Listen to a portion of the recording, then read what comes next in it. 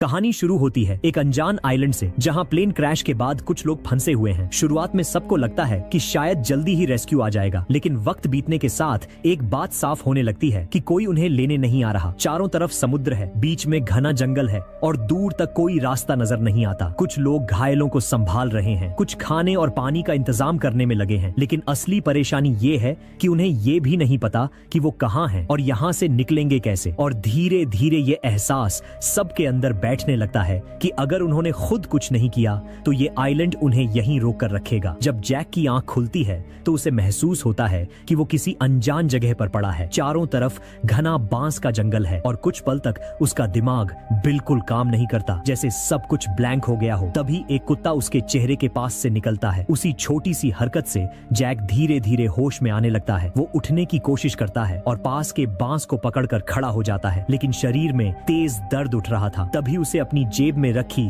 छोटी शराब की बोतल महसूस होती है और उसी पल उसे याद आता है कि वो फ्लाइट में था। अब चीजें धीरे धीरे जुड़ने लगती हैं और उसे समझ आता है कि कोई बड़ा हादसा हुआ है। वो बिना रुके जंगल से बाहर की तरफ बढ़ता है और भागते हुए समुद्र किनारे पहुंच जाता है। उसे दूर से लोगों की मदद के लिए चिल्लाने की आवाजें सुनाई देती हैं। अब सामने का पूरा मंजर साफ दिखने लगता है। प्लेन का टूटे हुए टुकड़े हर तरफ फैला हुआ है, धुआं उठ रहा है और लोग घबराकर इधर उधर भाग रहे हैं। पर प्लेन का एक इंजन अभी भी चल रहा था, जो तेजी से घूम रहा था। पूरा माहौल डर और अफरा तफरी से भरा हुआ था। कुछ पल के लिए जैक वहीं खड़ा रह गया, जैसे उसका दिमाग इस सब को समझने की कोशिश कर रहा हो। फिर उसे अचानक एहसास होता है कि ये प्लेन क्रैश है और अब एक एक सेकंड बहुत जरूरी है। वो खुद को संभालता है और तुरंत घायलों की मदद करने दौड़ता है। सबसे पहले वो एक आदमी के पास जाता है जिसकी टांग प्लेन के पहिए के नीचे फंसी हुई थी। वो आसपास के लोगों को बुलाता है और सब मिलकर उसे बाहर निकालते हैं। जैक उसका घाव ध्यान से देखता है और एक डॉक्टर होने के नाते समझ जाता है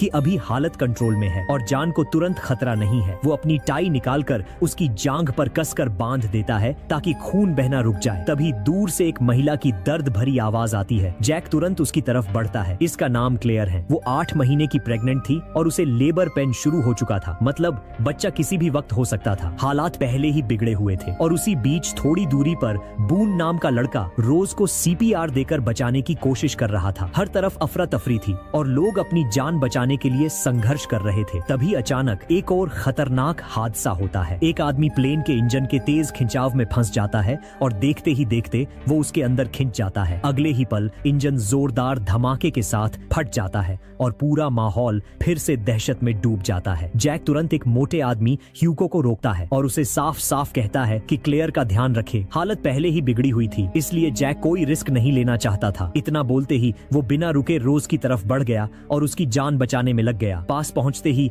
उसे समझ आ जाता है कि बून सही तरीके से सीपीआर नहीं दे रहा था। उसके हाथों में घबराहट साफ दिख रही थी। जैक उसे तुरंत रोककर सही तरीका समझाता है, लेकिन बून इतना नर्वस था कि वो कहने लगता है कि शायद ट्यूब डालकर सांस देनी पड़ेगी। उसकी आवाज में डर साफ सुनाई दे रहा था। जैक उसी पल समझ जाता है कि अगर उसे किसी काम में नहीं लगाया तो वो और घबरा जाएगा, इसलिए वो उसे एक छोटा सा काम देता है और कहता है कि जल्दी से एक पेन ढूंढ कर लाओ। बून बिना कुछ सोचे वहां से भागकर सच में पेन ढूंढने निकल पड़ता है। इधर जैक पूरी फोकस के साथ रोज को बचाने में लगा रहता है। वो लगातार सीपीआर देता रहता है और हार नहीं मानता। कुछ पल ऐसे गुजरते हैं जहां सब कुछ थमा हुआ सा लगता है। फिर अचानक उसकी मेहनत काम करती है और रोज धीरे धीरे होश में आने लगती है। एक पल के लिए ऐसा लगता है जैसे सब ठीक हो जाएगा, लेकिन ये राहत ज्यादा देर टिकती नहीं। तभी जैक की नजर प्लेन के एक टूटे हुए पंख पर जाती है जो खतरनाक तरीके से लटका हुआ था और कभी भी गिर सकता था। आसपास अभी भी लोग फंसे हुए थे और खतरा बिल्कुल खत्म नहीं हुआ था।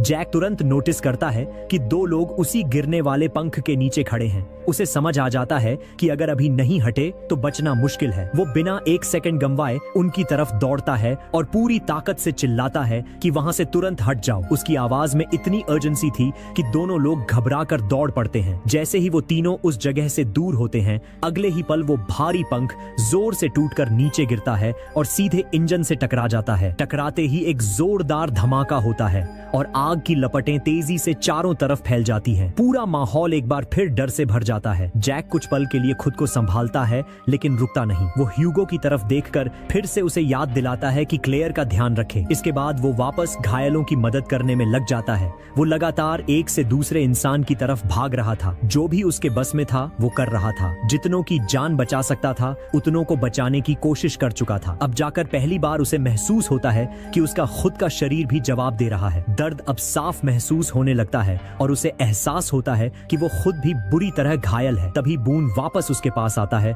और उसके हाथ में एक पेन पकड़ाता है, वही पेन जिसे ढूंढने के लिए जैक ने उसे भेजा था। ये देखकर जैक समझ जाता है कि बून अब पहले से काफी शांत हो चुका है और थोड़ा संभल गया है। जैक बिना समय गंवाए एक सूटकेस खोलता है और उसमें से सुई धागे का एक छोटा सा डिब्बा निकालता है। अब उसे अपने जख्म का इलाज करना जरूरी था। वो जंगल के किनारे एक थोड़ी खाली जगह ढूंढता है ताकि आराम से बैठ सके। वो खुद एक सर्जन था, इसलिए उसे पता था क्या करना है, लेकिन दिक्कत ये थी कि उसका घाव ऐसी जगह पर था जहां खुद से टांके लगाना आसान नहीं था। फिर भी वो कोशिश करने के लिए खुद को तैयार करता है, क्योंकि इस हालत में उसके पास कोई और विकल्प नहीं था। तभी केट वहां से गुजर रही थी। जैक उसे देखते ही समझ जाता है कि अब उसे मदद मिल सकती है। वो बिना घुमाए सीधा उससे कहता है कि उसके घाव पर टांके लगाने होंगे और पूछता है क्या वो ये कर पाएगी। हालत ऐसी थी कि इंतजार करने का कोई मतलब नहीं था। सबसे पहले जैक शराब निकालकर अपने हाथ और घाव को साफ करता है ताकि इन्फेक्शन का खतरा कम हो। फिर वो सुई में धागा डालने की तैयारी करने लगता है। केट थोड़ी हिचकिचाते हुए पूछती है कि क्या धागे का रंग मायने रखता है। जैक मुस्कुराते हुए जवाब दिया कि नहीं, काला रंग ठीक रहेगा, बस काम सही होना चाहिए। जैसे ही केट टांके लगाना शुरू करती है, उसी दौरान दर्द के बीच जैक का ध्यान कुछ पल के लिए भटकता है और उसे क्रैश से पहले का वक्त याद आने लगता है, जब ओशियानिक एयरलाइंस की फ्लाइट 815 ऑस्ट्रेलिया से लॉस एंजेलिस जा रही थी। उस समय सब कुछ बिल्कुल सही लग रहा था। जैक अपनी सीट पर बैठा ड्रिंक कर रहा था, लेकिन उसे लगा कि ड्रिंक काफी नॉर्मल है। तभी एयर होस्टेस चुपके से उसे 2 छोटी बोतलें देती है और इशारे से कहती है कि किसी को मत बताना। जैक एक बोतल अपनी जेब में रख लिया और दूसरी सीधे अपने गिलास में डालकर एक ही बार में पी गया। थोड़ी ही देर बाद उसे वॉशरूम जाने की जरूरत महसूस होती है। वो उठने ही वाला होता है कि तभी पीछे से चार्ली भागकर उससे पहले टॉयलेट में घुस जाता है। ये थोड़ा अजीब लगता है क्योंकि उसी के तुरंत बाद वही एयर होस्टेस भी उसके पीछे पीछे टॉयलेट की तरफ चली जाती है। जैक वापस अपनी सीट पर बैठ जाता है और मन में सोचता है कि क्या पूरे प्लेन में सिर्फ एक ही टॉयलेट है, लेकिन उसे ज्यादा सोचने का मौका नहीं मिलता, क्योंकि तभी अचानक प्लेन तेज हवा के झटकों में फंस जाता है और बुरी तरह हिलने लगता है। उसके बगल में बैठी रोज घबरा जाती है। उसके चेहरे पर डर साफ दिख रहा था। जैक उसे शांत करने की कोशिश करता है और समझाता है कि सब ठीक हो जाएगा, लेकिन हालात तेजी से बिगड़ने लगते हैं। प्लेन और ज्यादा जोर से हिलने लगता है और अचानक ऊपर से ऑक्सीजन मास्क नीचे गिरने लगते हैं।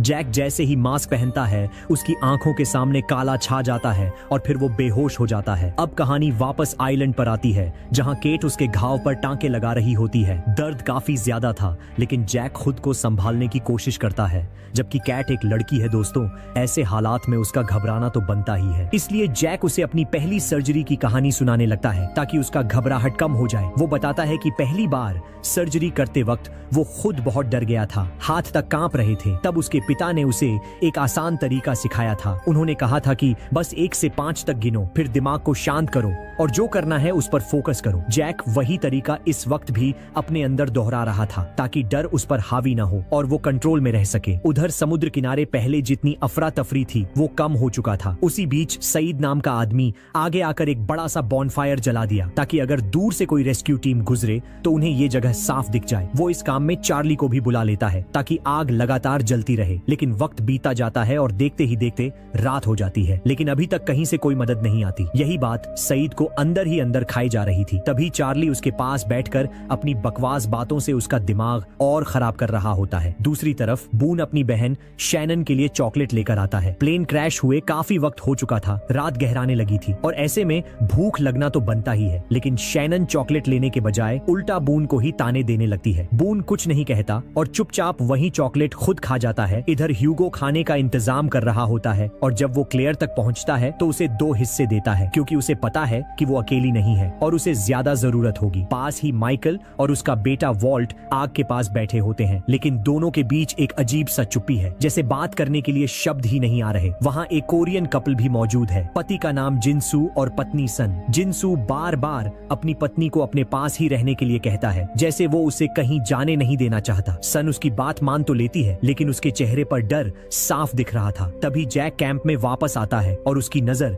एक घायल आदमी पर पड़ती है, जिसके शरीर में प्लेन का एक टुकड़ा धंसा हुआ था। हालत देखकर ही समझ आ रहा था कि मामला गंभीर है। केट उसे बताती है कि ये वही आदमी है जो फ्लाइट में उसके बगल में बैठा था। जैक ध्यान से उसकी हालत देखता है और समझ जाता है कि इस वक्त उसके पास इसका सही इलाज करने का कोई तरीका नहीं है, और अगर कुछ गलत हुआ तो हालत और बिगड़ सकती है। इसके बाद जैक और केट एक तरफ बैठकर पूरे हादसे को समझने की कोशिश करते हैं। बातों बातों में उन्हें ये समझ आता है कि क्रैश के दौरान प्लेन 3 हिस्सों में टूट गया था और वो लोग अभी सिर्फ उसके बीच वाले हिस्से के पास हैं। इसका सीधा मतलब ये था कि कॉकपिट कहीं और गिरा होगा, और अगर वो मिल जाए तो वहाँ का रेडियो शायद अब भी काम कर रहा हो, जिससे मदद के लिए कॉल किया जा सकता है। तभी केट को याद आता है कि उसने पहाड़ की तरफ से काला धुआं उठते देखा था, तो मुमकिन है कि कॉकपिट उसी तरफ गिरा हो। दोनों तुरंत तय करते हैं कि सुबह होते ही वो उस दिशा में जाएंगे और वहां तक पहुंचने की कोशिश करेंगे। इसी बातचीत के दौरान वो एक दूसरे को अपना नाम भी बताते हैं, जैसे हालात के बीच थोड़ा भरोसा बन रहा हो। लेकिन उनकी ये बात खत्म होती ही है कि अचानक जंगल की तरफ से एक अजीब सी आवाज सुनाई देती है। आवाज इतनी डरावना थी कि जैसे कोई बहुत बड़ा जानवर पास ही कहीं सांस ले रहा हो और धीरे धीरे गुर्रा रहा हो। ये सुनते ही माहौल फिर से डर से भर जाता है। कैंप में बैठे सभी लोग उस आवाज को सुनते ही एकदम सन्न रह जाते हैं। किसी को समझ नहीं आता कि आखिर ये हो क्या रहा है। दूर खड़े नारियल के पेड़ अचानक एक एक करके ऐसे गिरने लगते हैं जैसे किसी बेहद भारी चीज ने उन्हें जोर से धक्का दिया हो। लेकिन सबसे डरावनी बात ये थी कि वहाँ कुछ भी दिखाई नहीं दे रहा था। जो भी था वो नजर नहीं आ रहा था, और यही अनदेखा खतरा सबको अंदर तक डरा रहा था। कैंप में मौजूद हर इंसान एक साथ सिमटकर उसी दिशा में देखने लगता है, लेकिन किसी की हिम्मत नहीं होती आगे बढ़ने की। डर इतना गहरा था कि किसी के मुंह से आवाज तक नहीं निकल रही थी। फिर भी अजीब बात यह थी कि वो चीज उनके कैंप के पास आकर भी उन पर हमला नहीं करती, जैसे बस उन्हें देख रही हो। किसी तरह वो डर भरी रात गुजर जाती है और सुबह होते ही जैक फैसला कर लेता है कि अब और इंतजार करना बेकार है। अगर बचना है तो खुद ही कुछ करना पड़ेगा। इसलिए वो कॉकपिट ढूंढने का प्लान बनाता है। उधर केट एक मरे हुए आदमी के पैरों से जूते निकालकर पहन लेती है, क्योंकि जंगल का रास्ता आसान नहीं होने वाला था। जैक बून को जिम्मेदारी देता है कि वो पीछे रहकर उस घायल आदमी का ध्यान रखे। तभी अचानक चार्ली आगे आता है और कहता है कि वो भी उनके साथ जाएगा। थोड़ी देर की बातचीत के बाद आखिरकार तीनों साथ जाने का फैसला करते हैं और जंगल की तरफ निकल पड़ते हैं। रास्ते में वॉल्ट का कुत्ता विंसेंट झाड़ियों के पीछे से उन्हें अजीब नजरों से देखता है, जैसे कुछ समझ रहा हो जो बाकी किसी को नहीं दिख रहा। तभी बिना किसी चेतावनी के तेज बारिश शुरू हो जाती है और घना जंगल और भी ज्यादा कठोर और डरावना लगने लगता है। हर कदम अब और मुश्किल हो चुका था, लेकिन चलते चलते उन्हें प्लेन का अगला हिस्सा नजर आ जाता है, जो एक बड़े पेड़ के सहारे तिरछा अटका हुआ था। वहां तक पहुंचना आसान नहीं था, इसलिए उन्हें सीटों का सहारा लेकर धीरे धीरे ऊपर चढ़ना पड़ता है। जैक आगे बढ़कर दरवाजा तोड़ता है ताकि अंदर जा सके। जैसे ही वो और केट अंदर घुसते हैं, वो तुरंत रेडियो ढूंढना शुरू कर देते हैं, क्योंकि वही उनकी आखिरी उम्मीद थी। तभी अचानक कॉकपिट की सीट पर बैठे पायलट की हलचल उन्हें चौंका देती है। वो जिंदा था, हालांकि उसकी हालत गंभीर थी। होश में आते ही वो जो बताता है वो हालात को और खराब कर देता है। वो कहता है कि उड़ान भरने के करीब 6 घंटे बाद ही प्लेन का रेडियो काम करना बंद कर चुका था, और उसके बाद वो अपने असली रास्ते से 1000 मील से भी ज्यादा भटक गए थे। इसका मतलब साफ था कि अगर कोई रेस्क्यू टीम उन्हें ढूंढने आएगी भी तो वो गलत जगह पर तलाश करेगी। ये सुनकर हाल और भी बेहाल लगने लगते हैं। इसी बीच जैक को अचानक एहसास होता है कि चार्ली उनके साथ नजर नहीं आ रहा। केट तुरंत उसे पुकारती है और कुछ पल बाद चार्ली प्लेन के टॉयलेट से बाहर आता है। उसके चेहरे पर डर साफ दिख रहा था, जैसे उसने अंदर कुछ देखा हो या महसूस किया हो। तभी कॉकपिट के बाहर फिर से वही अजीब और डरावनी आवाज गूंजती है, लेकिन इस बार वो पहले से कहीं ज्यादा करीब थी। तीनों साफ महसूस करते हैं कि कोई बहुत कठोर चीज बाहर से प्लेन को जोर जोर से टक्कर मार रही है। पायलट खिड़की से बाहर झांककर समझने की कोशिश करता है कि बाहर क्या हो रहा है, लेकिन अगले ही पल कुछ इतना तेज होता है कि किसी को संभलने का मौका तक नहीं मिलता। वो अनजान चीज उसे झटके से पकड़कर बाहर खींच ले जाती है। सब कुछ 1 सेकंड में खत्म हो जाता है। उसी झटके की वजह से प्लेन का वो हिस्सा अपने सहारे से फिसलता है और सीधे जमीन पर गिर पड़ता है। झटका इतना जोरदार था कि अंदर खड़े रहना भी मुश्किल हो जाता है। जैक तुरंत बिना देर किए रेडियो उठाता है क्योंकि वही उनकी आखिरी उम्मीद थी और फिर तीनों जान बचाने के लिए वहां से भागने लगते हैं। लेकिन खतरा पीछे ही नहीं रुकता। वो अनदेखी चीज उनका पीछा कर रही थी, उसकी मौजूदगी महसूस हो रही थी लेकिन वो दिख नहीं रही थी। भागते भागते चार्ली घबराहट में बैलेंस खो देता है और पेड़ों की जड़ों में फंसकर गिर पड़ता है। हालत ऐसी थी कि कोई भी रुकना नहीं चाहता, लेकिन जैक वापस मुड़ता है और उसे छोड़कर नहीं भागता। वो उसे पकड़कर उठाता है और आगे बढ़ने की कोशिश करता है, लेकिन इसी अफरा तफरी में तीनों अलग अलग दिशाओं में बिखर जाते हैं। केट भागते हुए काफी आगे निकल जाती है और जब वो रुककर पीछे देखती है तो वहां जैक और चार्ली दोनों नजर नहीं आते। एक पल के लिए उसका दिल बैठ जाता है, डर उसे घेरने लगता है, लेकिन तभी उसे जैक की कही हुई बात याद आती है, 1 से 5 तक गिनो और खुद को संभालो। वो गहरी सांस लेकर खुद को कंट्रोल करती है और वापस जाने का फैसला करती है, लेकिन उसे डर तो लग रहा था। पर वह मुड़ती है और उन्हें ढूंढने के लिए आगे बढ़ती है। तभी अचानक चार्ली उसकी तरफ भागता हुआ आता है।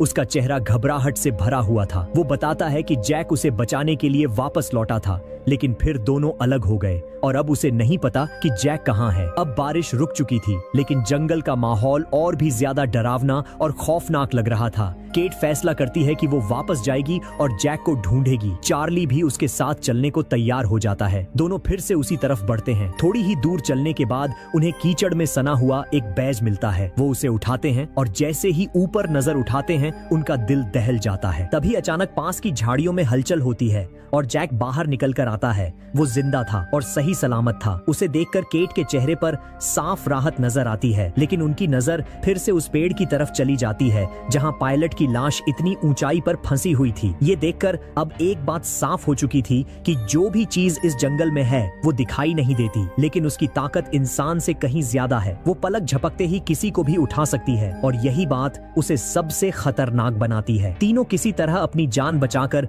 वापस कैंप की तरफ लौट रहे होते हैं, लेकिन असली झटका उन्हें तब लगता है जब वो उस वायरलेस को चेक करते हैं जिसके लिए उन्होंने अपनी जान दांव पर लगा दी थी। वो पूरी तरह बेकार निकलता है। उसमें कोई सिग्नल नहीं, कोई आवाज नहीं, जैसे अंदर से सब खत्म हो चुका हो। पूरे रास्ते चार्ली इसी बात को लेकर बड़बड़ाता रहता है और उसकी बेचैनी छुप नहीं पाती। तभी केट उससे पूछती है कि वो उस वक्त टॉयलेट में क्यों छुपा था। चार्ली सीधा जवाब देने से बचता है और कहता है कि उसे उल्टी आ रही थी, लेकिन बात वहीं खत्म नहीं होती दोस्तों। असलियत खुद सामने आने लगती है। कहानी फिर उसी फ्लाइट के पल में लौटती है जहां चार्ली की हालत पहले से ही बिगड़ी हुई थी और उसके चेहरे पर साफ घबराहट नजर आ रही थी। उसे देखकर एयर होस्टेस को शक होता है, इसलिए वह उसके पास आकर पूछती है कि अगर कोई समस्या है तो वह बता सकता है, लेकिन चार्ली कुछ भी बताने से साफ इनकार कर देता है, जिसके बाद एयर होस्टेस वहां से चली जाती है। थोड़ी ही देर में जब चार्ली पीछे मुड़कर देखता है तो वही एयर होस्टेस अपने 2 साथियों के साथ उसकी ओर आती हुई नजर आती है। यह देखकर वह घबरा जाता है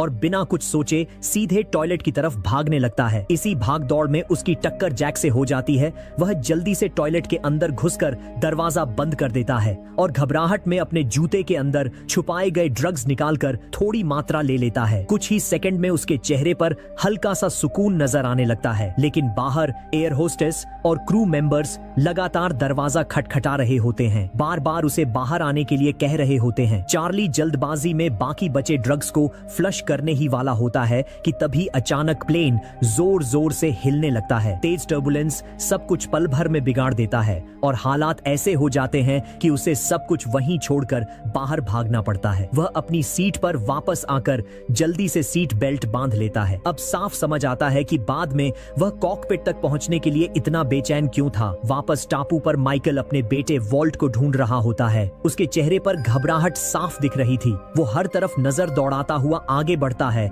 और तलाश करते करते जिनसू तक पहुंचता है। उससे कुछ पूछने की कोशिश करता है, लेकिन दोनों के बीच भाषा की दीवार इतनी मजबूत होती है कि बात आगे बढ़ ही नहीं पाती। दोनों सामने खड़े होते हैं, लेकिन समझ कुछ भी नहीं आता और ये छोटी सी रुकावट भी उस माहौल को और भी ज्यादा खराब कर देती है। जिनसू को गलत फहमी हो जाती है उसे कि माइकल उसकी पत्नी के करीब आने की कोशिश कर रहा है। वो तुरंत सख्त हो जाता है और माइकल को रोकने की कोशिश करता है। माइकल समझ जाता है कि बात बिगड़ सकती है, इसलिए बिना कुछ कहे वहां से हट जाता है। उधर वॉल्ट अपने कुत्ते विंसेंट को ढूंढते हुए आगे निकल जाता है। तभी उसे जमीन पर एक हथकड़ी पड़ी मिलती है। वो उसे उठाकर ध्यान से देखता है, लेकिन उसे ये समझ नहीं आता कि ये यहाँ कैसे आई। तभी माइकल उसे ढूंढते हुए वहां पहुंचता है और बिना समय गंवाए उसे साथ लेकर वापस कैंप की तरफ लौट जाता है। उसी समय जैक, केट और चार्ली भी कैंप पहुंचे थे और आते ही उन्होंने देखा कि सईद और सॉयर आपस में मारपीट कर रहे थे। जैक तुरंत आगे बढ़कर सॉयर को पकड़कर अलग कर देता है ताकि मामला और न बिगड़े। असल में दोनों को एक दूसरे पर शक था कि वह हथकड़ी उसी की है और इसी शक ने उस झगड़े को इतना बढ़ा दिया था। फिर भी दोनों बहस करते जा रहे थे। तभी केट बीच में आकर दोनों को समझाती है कि अभी आपस में लड़ने से कुछ हासिल नहीं होने वाला। धीरे धीरे उसकी बात सबको समझ आ जाती है और माहौल थोड़ा शांत हो जाता है। अब सभी को साफ समझ आ चुका था कि इस वक्त सबसे जरूरी चीज एक दूसरे से लड़ना नहीं, बल्कि यहाँ से बाहर निकलने का रास्ता ढूंढना है। इसी के साथ सबका ध्यान वायरलेस पर जाता है, जिसे सईद ठीक करने की जिम्मेदारी लेता है, क्योंकि उसे पहले आर्मी में कम्युनिकेशन का काम करने का अनुभव है और वो गल्फ वॉर में भी रह चुका है। वो वायरलेस को खोलकर हर चीज को चेक करता है, कनेक्शन ठीक करता है और काफी देर की मेहनत के बाद आखिरकार उसे चालू करने में कामयाब हो जाता है। लेकिन उसी समय ये साफ हो जाता है कि बैटरी बहुत कम बची है और अगर अभी इसका इस्तेमाल नहीं किया गया तो आगे मौका नहीं मिलेगा। इसलिए सईद तय करता है कि सही वक्त का इंतजार किया जाएगा और फिर किसी ऊंची जगह या पहाड़ पर जाकर सिग्नल पकड़ने की कोशिश की जाएगी। उधर जैक के सामने अब एक जरूरी फैसला खड़ा होता है। जिस घायल आदमी के शरीर में प्लेन का टुकड़ा फंसा हुआ है उसे अब और नहीं छोड़ा जा सकता। पहले उम्मीद थी कि जल्दी मदद पहुंच जाएगी, इसीलिए उसे वैसे ही रहने दिया गया था, लेकिन अब घाव सड़ने लगा है और इन्फेक्शन काफी फैल चुका है। हर गुजरते वक्त के साथ हालत और भी खराब हो रही है और अब साफ है कि अगर तुरंत वो टुकड़ा नहीं निकाला गया तो उस आदमी को बचाना संभव नहीं रहेगा। ऊपर से एंटीबायोटिक की सख्त जरूरत थी और उनके पास कुछ भी नहीं था। मतलब अब समय सीधे उनके खिलाफ जा रहा था और हर गुजरते पल के साथ उस घायल आदमी की हालत और बिगड़ रही थी। उधर माइकल अपने बेटे वॉल्ट के साथ रिश्ता संभालने की कोशिश करता है। वो उसे समझाने की कोशिश करता है कि अगर कुत्ता नहीं मिला तो कोई बात नहीं, घर जाकर नया दिला देगा। लेकिन ये बात वॉल्ट को बिल्कुल भी ठीक नहीं लगती। उसके लिए वो कुत्ता सिर्फ कुत्ता नहीं था, बल्कि वही उसका सहारा था। वो चुप नहीं रहता, सीधा गुस्से में वहां से निकल जाता है और माइकल बस उसे जाते हुए देखता रह जाता है। साफ दिखता है कि वो अपने ही बेटे से ठीक तरह बात नहीं कर पा रहा। उसी दौरान जैक दवाइयां ढूंढते हुए वहां पहुंचता है और बात धीरे धीरे वॉल्ट और उसके कुत्ते तक पहुंच जाती है। जैक को याद आता है कि उसने बांस के जंगल में एक लैब्राडोर देखा था और वो ये बात माइकल को बता देता है। इससे माइकल को एक दिशा मिलती है, लेकिन अभी कुछ पक्का नहीं होता। उधर वॉल्ट अपने कुत्ते की चेन हाथ में लिए वापस आ रहा होता है और वो लगातार आसपास देख रहा था। तभी उसकी नजर समुद्र किनारे बैठे जॉन पर पड़ती है, जो अकेले चेस खेल रहा होता है। वॉल्ट उसके पास पहुंचता है और जॉन बिना रुके उसे चेस के एक अलग तरीके के बारे में समझाने लगता है, कैसे खेलते हैं और किस तरह ये खेल चलता है। उधर दूसरी तरफ जैक घायल आदमी के जख्म पर काम कर रहा होता है। वो पहले घाव को साफ करता है, उसे डिसइंफेक्ट करता है और फिर ह्यूगो की मदद से उसके शरीर में फंसा प्लेन का टुकड़ा बाहर निकाल देता है। ये काम आसान नहीं होता, लेकिन वो बिना रुके करता है। जैसे ही ज्यादा खून दिखता है, मोटा ह्यूगो बेहोश हो जाता है। जैक रुकता नहीं, वो अपना काम जारी रखता है ताकि हालत और खराब ना हो। थोड़ी देर बाद वो जख्मी आदमी अचानक होश में आता है और बिना कुछ सोचे जैक की कॉलर पकड़ लेता है और केट के बारे में पूछने लगता है। इससे साफ होता है कि वो केट को पहचानता है या उसके बारे में जानता है। उधर कैंप में जिनसू समुद्र से सी फूड पकड़ कर लाता है और उसे कच्चे रूप में ही सबके साथ बांटने की कोशिश करता है, लेकिन सबकी खाने की आदतें अलग होती हैं, इसलिए ये चीज सभी को ठीक नहीं लगती। फिर भी जिनसू के कहने पर क्लेयर एक टुकड़ा खा लेती है। जैसे ही वो उसे निगलती है, उसी समय उसके पेट में बच्चे की हलचल शुरू हो जाती है और वो इसे तुरंत महसूस करती है। वो तुरंत जिनसू का हाथ पकड़कर अपने पेट पर रखती है ताकि वो भी बच्चे की हलचल महसूस कर सके, लेकिन जिनसू उस स्थिति में सहज मतलब शर्मा गया। वो बिना कुछ बोले जल्दी से अपना हाथ छुड़ाता है और वहां से दूर चला जाता है। उधर दूसरी तरफ केट और सईद अपना सामान तैयार कर चुके होते हैं और निकलने का फैसला करते हैं। उनके साथ बून, शैनन और चार्ली भी जुड़ जाते हैं। थोड़ा पीछे से सॉयर भी बिना कुछ कहे उनके साथ चलने लगता है। सब लोग एक साथ पहाड़ी की तरफ बढ़ते हैं। चढ़ाई लगातार मुश्किल होती जा रही थी, लेकिन वो रुकते नहीं। जैसे ही वो रास्ते के करीब पहुंचते हैं, सॉयर और सईद के बीच फिर से बहस शुरू हो जाती है। तभी अचानक आसपास से किसी जंगली जानवर के पास आने की आवाज सुनाई देती है। सब एक पल के लिए रुकते हैं, फिर बिना सोचे अलग अलग दिशा में हटने लगते हैं। उसी समय सॉयर तुरंत अपनी बंदूक निकालता है और झाड़ियों की तरफ निशाना बनाकर लगातार 9 गोलियां चला देता है। कुछ ही सेकंड में भारी शरीर वाला सफेद जानवर उनके सामने गिर जाता है और वहीं खत्म हो जाता है। जब वो पास जाकर देखते हैं तो समझ आता है कि वो एक पोलर भालू है। इस इलाके में ऐसे जानवर का होना ही अपने आप में एक रहस्य था और यही बात सबके अंदर अजीब सी घबराहट पैदा कर देती है। लेकिन ज्यादा देर उस पर रुकने का मौका नहीं मिलता, क्योंकि अब सबकी नजर सॉयर की बंदूक पर चली जाती है। जैसे ही वो पलट कर देखता है, केट उसके हाथ से बंदूक ले लेती है और सईद के कहने पर तुरंत मैगजीन और चैम्बर की सारी गोलियां निकाल देती है। गोलियां सईद अपने पास रख लेता है और खाली बंदूक वापस सॉयर को दे दी जाती है ताकि हालात काबू में रहे। अब फिर से प्लेन का सीन दिखाया जाता है और धीरे धीरे हथकड़ी वाला सच सामने आता है। वो हथकड़ी असल में केट के लिए थी और जो घायल आदमी कैंप में पड़ा है वही उसे लेकर जा रहा पुलिस अधिकारी था। प्लेन क्रैश होने से ठीक पहले उस अधिकारी पर ऊपर से सामान गिरा था जिससे वो बेहोश हो गया था। उसी मौके पर केट ने उसकी चाबी लेकर खुद को आजाद किया ताकि वो ऑन ऑक्सीजन मास्क पहन सके, लेकिन उसी हालत में उसने उस बेहोश अधिकारी को भी मास्क पहनाया था। उस वक्त हालात खराब थे, फिर भी उसने वो कदम उठाया और उसके तुरंत बाद प्लेन टूटकर गिर गया। सईद कैट को ख्यालों से बाहर निकालता है और आगे बढ़ने को कहता है। सब फिर से पहाड़ी की ओर बढ़ते हैं। मुश्किल चढ़ाई पार करते हुए आखिरकार वो एक खुली जगह पर पहुंचते हैं जहां से दूर तक फैला हर नजारा साफ दिखाई देता है। ये जगह बाकी जगहों से अलग लगती है क्योंकि यहाँ से सिग्नल मिलने की उम्मीद बनती है। सईद तुरंत रेडियो चालू करता है। शुरुआत में सिर्फ तेज शोर सुनाई देता है, लेकिन यही शोर इस बात का संकेत होता है कि डिवाइस काम कर रहा है और कहीं न कहीं से सिग्नल आ रहा है। वो ध्यान से फ्रीक्वेंसी सेट करता रहता है। धीरे धीरे आवाज साफ होने लगती है और उसमें से एक आवाज आती है। जैसे ही सिग्नल ठीक होता है, उन्हें एक फ्रेंच औरत की रिकॉर्डिंग सुनाई देती है जो बार बार एक ही बात दोहरा रही होती है। शैनन उसे समझकर बाकी लोगों को बताती है और तभी सच सामने आता है। वो कोई साधारण संदेश नहीं बल्कि मदद की पुकार होती है जो काफी समय से दोहराई जा रही थी। सबसे ज्यादा डराने वाली बात ये निकलती है कि ये रिकॉर्डिंग पिछले 16 साल से लगातार चल रही है। ये सुनते ही सबके दिमाग में एक ही सवाल घूमने लगता है